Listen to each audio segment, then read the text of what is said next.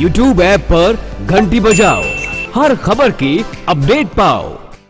आज मोहम्मद शहाबुद्दीन के बेटे ओसामा शहाब को अपर जिला सत्र न्यायाधीश तृतीय नरेंद्र कुमार की अदालत से बेल मिल गया। जमानत मिलने के बाद समर्थकों में खासा उत्साह देखा गया है। आपको बता दें कि अपर जिला सत्र न्यायाधीश तृतीय नरेंद्र कुमार की अदालत में बुधवार को मोहम्मद शहाबुद्दीन के पुत्र ओसामा शहाब की जमानत याचिका पर सुनवाई हुई थी। जमानत याचिका के मामले में डायरी आ जाने के पश्चात बुधवार को सुनवाई हुई एवं अदालत ने मामले में आदेश सुरक्षित कर लिया था।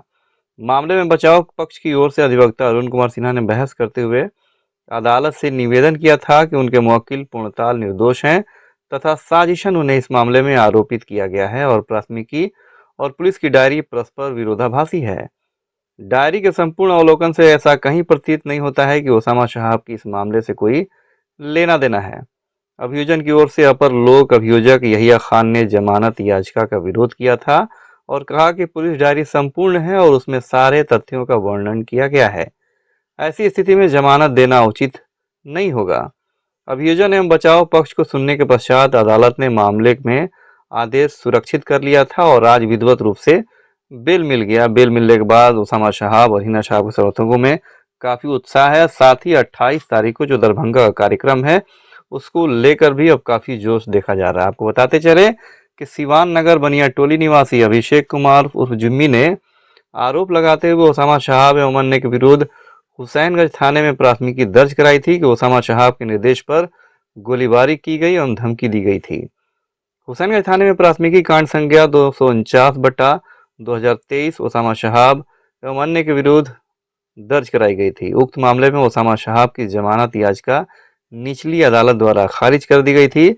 तत्पश्चात बचाव पक्ष की ओर से जिला सत्र न्यायाधीश की अदालत में जमानत याचिका दाखिल की गई थी। उक्त मामला स्थानांतरित होकर अपर जिला न्यायाधीश तृतीय के न्यायालय में सुनवाई हेतु केस डायरी के अभाव में लंबित था और आज ओसामा शहाब को विधिवत रूप से बेल मिलने पर जमानत मिलने पर समर्थकों में उत्साह के साथ काफी जोश भी देखा जा रहा है। लेकिन एक दुख की बात यह है कि मोतिहारी केस में अभी भी ओसामा शहाब जेल में ही रहेंगे। मोतिहारी की रानी कोठी में जो फायरिंग हुई थी, इसके अलावा जो तोड़फोड़ हुआ था, धमकी दी गई थी, उस मामले में प्रोडक्शन वारंट ओसामा शहाब के खिलाफ जारी है, जिसको लेकर ओसामा शहाब जब तक मोतिहारी केस में बेल नहीं मिलता तब तक उन्हें जेल में ही रहना पड़ेगा। इस बात का दुख फिलहाल ओसामा शहाब के समर्थकों में देखा जा रहा है। फिलहाल के लिए इतना ही। तब तक के लिए पूरी सी न्यूज़ टीम को दीजिए इजाजत।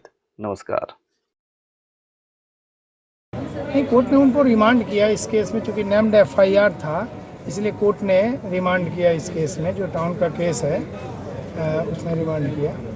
और अगली तारीख मिला, अगला तारीख नहीं, अगली तारीख चूंकि इन्वेस्टिगेशन में केस है, अभी ओसामा का अपीयरेंस की कोई आवश्यकता नहीं, केवल रिमांड हुआ और रिमांड होने के बाद वह बैक हो गया। चूंकि वहाँ के कोर्ट का यह आदेश था कि नियत तिथि को वहाँ सिवान जो कोर्ट है वहाँ प्रस्तुत करें।